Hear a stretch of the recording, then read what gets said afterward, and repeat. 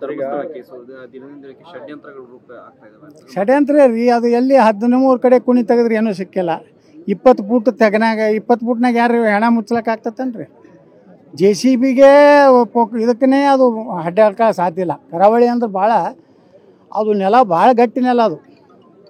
ಅಲ್ಲಿ ಅಟ್ಟು ಕೆಳಗಡೆ ಹೋಗಿ ಅಂದರೆ ಇದು ಏನಾಗಿದೆ, ವ್ಯವಸ್ಥಿತವಾಗಿ ಧರ್ಮಸ್ಥಳ ಮತ್ತು ಧರ್ಮಾಧಿಕಾರಿಗಳ ಹೆಸರು ಕೆಡಿಸ್ಲಿಕ್ಕೆ ಇದು ಉದ್ದೇಶಪೂರ್ವಕವಾಗಿ ಎಲ್ಲೆಲ್ಲಿ ಹಿಂದೂಗಳ ಭಾಳ ದೊಡ್ಡ ಪವಿತ್ರ ಕ್ಷೇತ್ರ ಇತ್ತು, ತಿರುಪತಿ ತಿಮ್ಮಪ್ಪನ ಇದ್ರಾಗೂ ಗೋವಿನ ಒಂದು ಏನು ಇದು ಇರ್ತದಲ್ಲ, ಅದನ್ನು ಅಲ್ಲಿ ಆ ಪ್ರಸಾದದಲ್ಲಿ ಮಿಕ್ಸ್ ಮಾಡುವಂಥದ್ದು ನಡೀತು.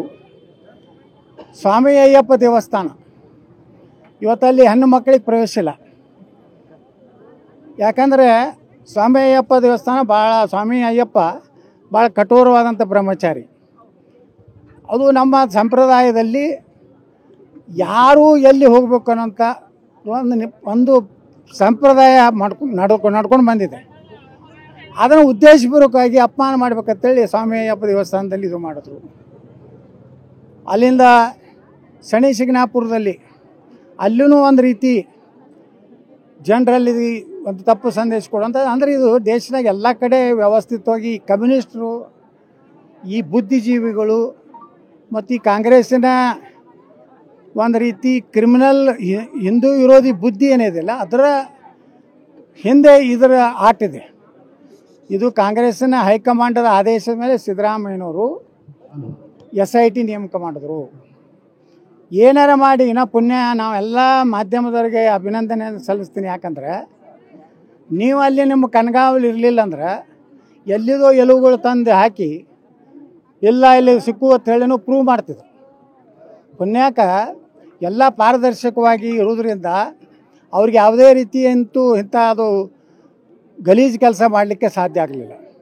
ಅದಕ್ಕೆ ನಿನ್ನೆ ನಾವು ವಿಧಾನಸಭೆಯಲ್ಲಿ ಹೇಳಿದ್ದೀನಿ ಮುಖ್ಯಮಂತ್ರಿಗಳಿಗೆ, ನೀವು ಏನಾರೇ ಇದೇ ರೀತಿ ನಿಮ್ಮ ಮೊಂಡತನ ಮುಂದುವರಿಸಿ, SIT ಮುಂದುವರಿಸಿ, ಸುಮ್ಮನೆ ನಾವು ಎಲ್ಲ ಕಡೆ ಹಡ್ಡತ್ತಾರೆ, ಇನ್ನೂ 30 ಕಡೆ ಸಿಕ್ಕಿದೆ ಅಂತ ಹೇಳ್ತಾರೆ, 300 ಹೆಣ ನಾವು ಮುಚ್ಚಿದ್ದೀನಿ ಅಂತ ಹೇಳ್ತಾರೆ.